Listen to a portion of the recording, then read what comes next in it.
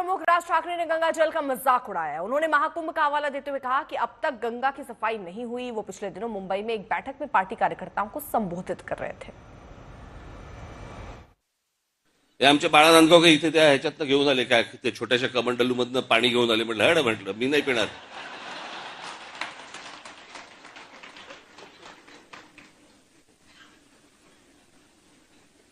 अहो मला सांगा, आता तो सोशल मीडिया आल्या पूर्वीच्या काळात ठीक होतं. मी त्या सोशल मीडियावरती बघतोय माणसं तिथे आलेल्या बाया बिया घासतायत.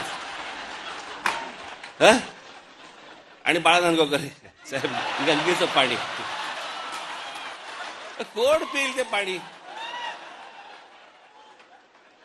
चला आत्ताच करोना गेलाय, कोणाला त्याच्याशी काही देणं घेणं नाही.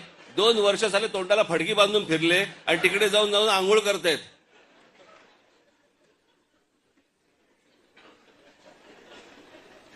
अहो मला माहितीये, मी कित्येक स्विमिंग पूल बघितले असे जे सुरुवातीला उद्घाटनाच्या वेळेला निळे होते,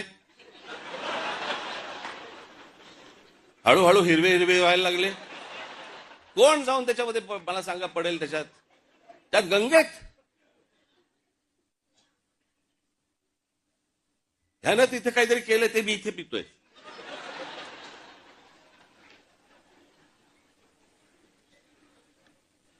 श्रद्धेला पण काय अर्थ आहे की नाही. एक नदी या देशामधली स्वच्छ नाहीये, एक नदी. आणि आम्ही काय नदीला माता.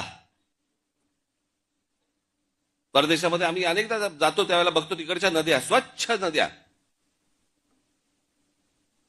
ते काय तिकडे माता बिता म्हणत नाहीत, तरी नद्या स्वच्छ. आमच्याकडे सगळं पोल्युशनचं पाणी आतमध्ये, कोणी आंघोळ करतायत, कोणी कपडे धुतायत, काय वाटेल ते चालू आहे. राजीव गांधी असल्यापासून ऐकतोय मी गंगा साफ होणार.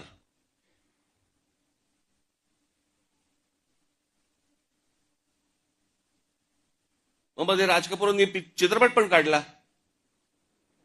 लोकांना वाटली झाली गंगा साफ.